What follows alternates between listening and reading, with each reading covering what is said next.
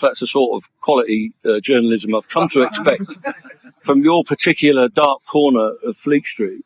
It's going to cost the industry literally hundreds of millions of pounds. Does that make your action self-defeating? Because you're just going to run it into the ground and end up destroying it, and then your members won't. Well, then it would be cheaper to settle rather than hold out. So what's going on, and the Daily Mail particularly want to pay attention to this, is that every day that we ever strike, the government writes a cheque for the train operating company of £30 million.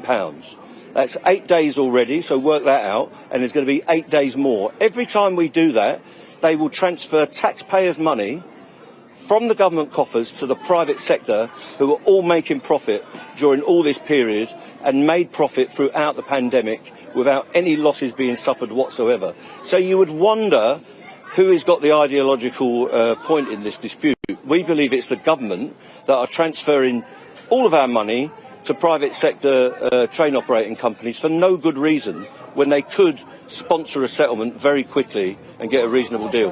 Well, you're saying to you, well, if you're carrying this on, a lot of your members are going to lose jobs. Well, they're threatening us with thousands of jobs which they won't name. So the documents they've sent us threaten us with thousands of jobs, and one of our claims is to get a job security agreement. Now, they're ready to write that agreement. I've seen a version of it written down. For some reason, the Department of Transport stopped that meeting with 55 minutes notice yesterday afternoon. I don't know why that's happening. Perhaps somebody in Fleet Street can find out.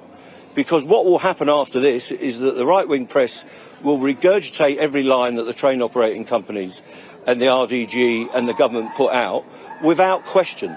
So maybe some of these questions should be put to them. Why are they sponsoring a trade dispute costing millions and millions of taxpayers' pounds? I'm not dragging anything out. I'm determined to get a settlement, and we could get a settlement very quickly, even this week. So we will keep campaigning, we will keep striking until we get a set of proposals that our members can support in a referendum. Describes after Christmas being nicknamed Mick.